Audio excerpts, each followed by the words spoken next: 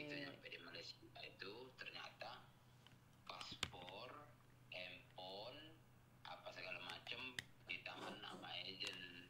Terus? Yang jadi permasalahan sekarang gini, Miss, dia ini kan di sana tuh sakit, ketiaknya kiri kanan pun bisulan, satu dan keduanya anak itu kan gak betah. Yang ketiganya di sana itu dia makan itu sehari cuma dikasih 2 kali, pagi sekali roti 2 keping, malam sekali roti 2 keping. Perjanjian di awal itu sampai di Malaysia tuh ngurus yang job dia dari sini tuh hanya sekedar ngurus lansia, tapi ternyata sampai di sono itu semua dipegang. Anaknya nih minta pulang, sementara saya nih nggak ada, Mister, pas saya minta bantuan keluarga udah saya hubungin apa segala macam, semuanya sudah saya hubungin. Intinya mereka tuh bilang hanya sekedar udah kamu berdoa aja. Nah, saya minta pendapat dulu dari ibu lah, kira-kira bisa nggak istri sini dipulangin dari sana dengan keadaan yang seperti itu. Terus ibunya bilang apa? Dia kepengen pulang, cuman seandainya dia kemarin tuh ngomong bisa pulang kapanpun tapi harus didenda. Lah kalau ibu bilangnya gitu ya bayar dong. Emangnya ke sana naik pesawat nggak bayar? Ngurus-ngurusi surat nggak bayar? Buat paspor nggak bayar? Cuman kemarin tuh gini loh, Miss, katanya resmi tapi kok berangkatnya dari Bengkalis gitu loh. Ya kalau resmi ngurus surat kan nggak ada masalah dari Bengkalis ataupun dari Jakarta. Yang penting ada surat-suratnya. Sudah kau tengok surat-suratnya? Kemarin dari sini yang sekedar paspor aja. Dari Jakarta diterbang ke Pekanbaru, dari Pekanbaru sampai ke sononya saya nggak tahu.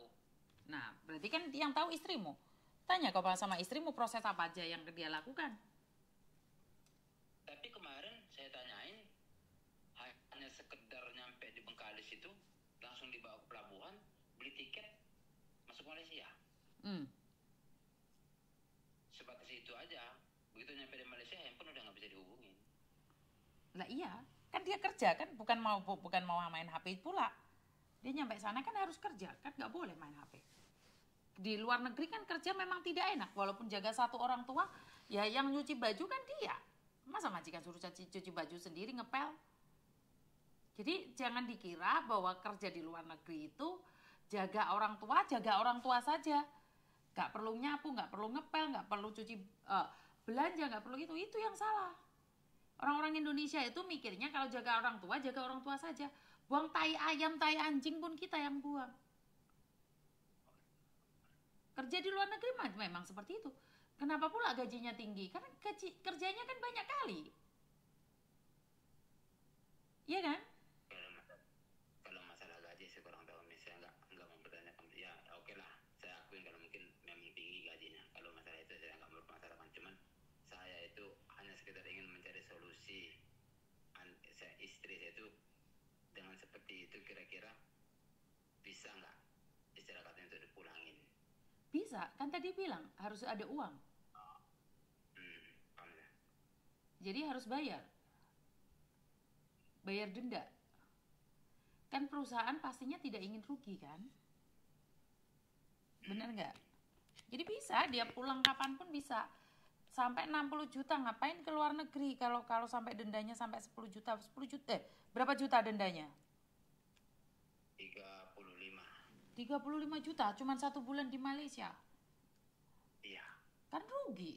Mendingan kita 30 juta ke Malaysia sudah bisa pesta-pesta itu bersama keluarga. Itu malah didenda sama perusahaan. Kan nggak lucu. Niat dia ke luar negeri yang sebenarnya kan baru 1 bulan kan masa-masa penyesuaian. Harusnya kan dia bertahan. Benar nggak? Iya sih. Iya emang ya sih, Miss. Cuman gini ya, namanya saya sebagai suami. Ya kita dengar dia seperti itu.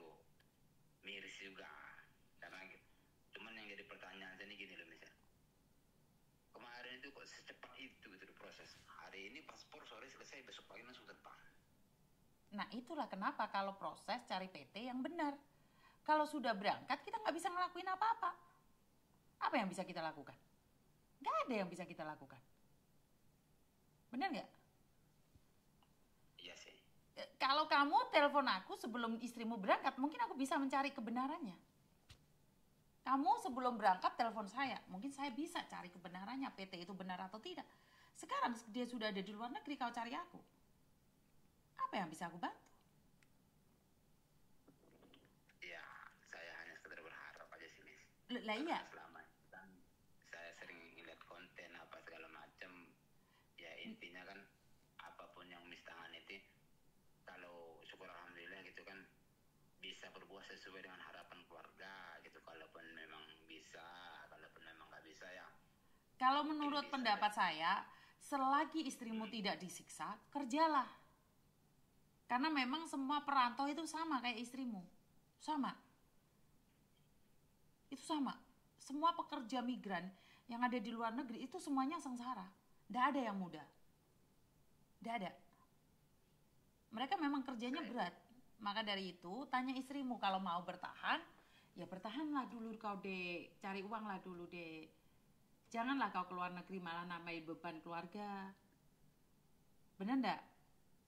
Iya sih. Ya kita harus berpikir dingin juga. Nah, istri bercerita ya enggak masalah kau dengarkan. Tapi ya harus difahami juga. Keluar negeri kan tidak seindah profilnya. Iya. Jadi satu, bersyukur dia masih dikasih makan. Ada banyak kali yang tidak dikasih makan, beli sendiri. Kan masih 1 bulan. Iya. Masa-masa penyesuaian kan? Iya sih. Iya. Intinya adalah sebagai suami jangan sampai menjadi kompor beleduk buat dia. Karena itu adalah ujian buat para suami. Kalau istrimu mendapatkan pekerjaan yang enak di luar negeri, 1 bulan 2 bulan dia akan hilang. Kenapa? Karena dia sudah nyaman di sana, akhirnya jatuh cinta sama laki-laki lain. Tetapi jika di awalnya istrimu sengsara selalu curhat sama dirimu selalu mendengarkan dia punya curhat, dia punya cinta, dia punya kasih, dia punya air mata. Saat dia sukses, dia juga tidak akan pernah meninggalkanmu. Betul tak aku ngomong kayak gini? Insya Allah, Miss. Kalau hal seperti itu mudah-mudahan. Karena itu perjuangkanlah kau punya istri di sana. Jaga kau punya istri di sana. Dengarkan keluh kesahnya. Tapi ingat, katakan sama istrimu, mama, kau berangkat sana membawa 1 juta luka. Kau pulang harus membawa 1 juta, ratusan juta kesuksesan. Kalau hari ini dia mengeluh, kau bilang, ya udahlah aku carikan uang kau 35 juta pulang. Hancurlah rumah tangga itu. Bertengkar lain kali. Tidak ada uang kau, gara-gara kau ini. Aku jual tanah pula. Betul enggak? Iya sih. Saya sebenarnya gini. Saya berkepikiran juga. Kepikirannya gini. Saya mikirnya apa? Saya terus terang nih, Miss ya. Dia pergi itu tanpa pengetahuan keluarga.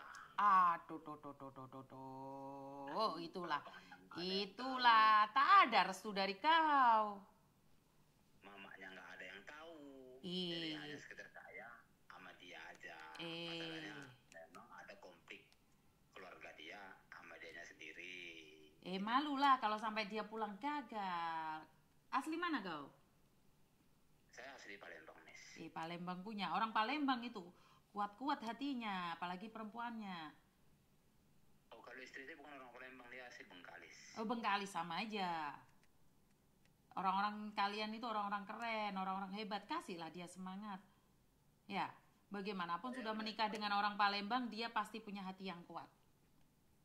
Saya udah coba jelasin kemarin kan, saya udah bilang sama dia, keinginan seperti ini bukan atas dasar dorongan saya. Kita atas dasar mau sama mau. Kenapa kita ngelakuin hal yang seperti ini? Karena hujatan, hinaan, cacian dari keluarga kamu karena kita nggak punya. Nah sekarang kalau kamu udah di situ, intinya tabah-tabahin aja dulu. Betul. Gimana caranya. Betul. Kalau seandainya memang kamu nggak bisa sholat, kamu nggak bisa ngapa-ngapain, nggak bisa benar-benar kamu misalnya katakan itu ibadah, cukup kamu istighfar aja dalam hati atau mungkin seperti apa. Tapi dianya itu nggak mau tahu, dia cuma sekedar berbicara, tolong saya bang, saya nggak betah, saya di sini sering dicaci, saya di sini sering dimaki, apa segala macam, saya pengen pulang. Kemarin saya sempat ngomong sama keluarganya, tapi respon itu memang udah nggak ada karena memang Ih, diketawain lah kau. Kau udah berangkat tak pamitan pula. Sekarang mau apa pula? Ya itulah resikonya.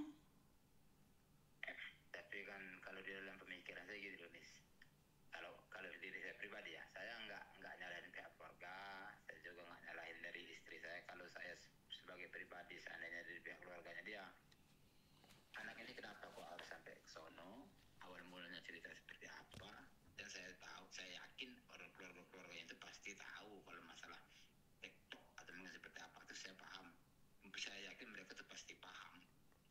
Nah, Tapi bukan itu jadikan alasan dia untuk gagal kan? Bukan alasan dia untuk gagal kan? Karena seharusnya dia cekcok dengan keluarga, dia harus punya semangat lebih tinggi. Jangan sampai orang tahu bahwa dia di luar negeri itu menderita. Prinsipnya dan konsepnya beda. Kalau kamu sama keluarga aja direndahkan terus kamu hari ini minta pertolongan keluarga, malulah. Kamu sudah enak ada di luar negeri, sudah bekerja di sana, tinggal nikmatin aja. Emang kerja ikut orang gak dimaki-maki? Ikut suami aja bertengkar, apalagi ikut majikan. Iya. Betul tak? Memang saya yang lemah, Miss. Saya yang istilah katanya ngomong terus terang sama keluarganya. Memang saya yang lemah saya lakuin karena apa? Karena saya itu sayang. Ini maaf, Miss ya. Sekali lagi saya mohon maaf ya. Karena saya sayang sama dia. Bukan masalah biologis nih, Miss ya. Kita banyak orang yang berpikir itu hanya saat baru sebulan itu wajar karena belum biasa tidur sendiri apa segala macam kayak gitu. Itu saya nggak ada berpikir itu. Karena saya sayang, karena saya berpikir kok sampai caci maki gitu. Cuman saya jelasin seperti apa pun keluarganya karena mereka nggak mau tahu. Cuman kalau udah seperti ini jawaban Miss Yudinya ya sekolah alhamdulillah saya udah ada jawabannya. Ntar kalau suatu saat dia dapat lagi akan saya kasih semangat dia. Iya, karena kamu ikut majikan. Emangnya kamu mau disanjung-sanjung? Ya kamu bukan simpanan. Jangan ngarepin majikan menyanjung kamu. Benar aja salah, apalagi salah. Itu harus konsekuensi kerja di luar negeri. Kerja di luar negeri, selain gaji yang besar, plus dihina, dimaki, direndahkan. Kalau kita tidak terima, ya bayar dia pergi. Ada orang bilang, saya di sini jual tenaga. Iya, termasuk jual hati dan perasaan, bukan harga diri. Bukan harga diri. Tapi perasaan para pekerja migran yang ada di luar negeri, hati itu udah nggak ada. Jiwa itu udah nggak ada. Yang mereka tahu adalah bagaimananya dapat uang kirim ke keluarga. Mereka udah nggak punya perasaan lagi. Tapi bukan berarti perempuan-perempuan yang ada di luar negeri itu menjual harga diri. Mereka merendahkan diri sendiri bukan berarti menjual harga diri. Ya mau gimana? Kalau kamu nggak mau dimarahin, pulang bayar majikan, itu baru menang. Kecuali istrimu itu pemalas, dibentak dikit nangis, ya saya nggak bisa ngomong ya. Ya wong ikut orang, macam mana pula kamu mau atur-atur majikan punya aturan? Tapi emang pemalas, Miss. Iya. Terus terang emang. Ya karena aku udah bilang, kalau kau punya istri pemalas, kerja di luar negeri, jantung harus siap. Setiap hari lah dimaki-makinya dia. Iya. Ya sudah. Berarti kan bukan salah dari perusahaannya atau salah dari majikannya pula.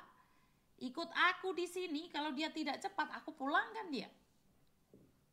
Mbak aku aja bagus banget yang dari NTT ini. Ya kalau dia di luar negeri malas, apalagi di Indonesia. Betul tidak? Iya, ya. Ya kasih kau pengertian, kau punya istri. Insya Allah ntar akan saya coba kasih pengertian, Miss. Coba lagi ya. Insya Allah. Oke, terima kasih. Yo. Terima kasih. Saya tidak bisa mengatakan apapun. Kalau istrimu sendiri yang malas, Miss Yuni bisa apa? Aku bisa apa, teman? Gak bisa apa-apa. Benar gak sih? Kadang-kadang sangat sulit difahami ya teman-teman ya. Saya nggak ngerti harus ngomong apa dan bagaimana. Apa yang bisa saya lakukan buat kalian semua? Ngerti nggak? Wes gak ngerti, aku nggak paham. Silahkan kalian berpikir sendiri dan ya tentunya saya ngeluh gitu aja wes. Saya tidak ingin ikut campur masalah kekeluargaan ya.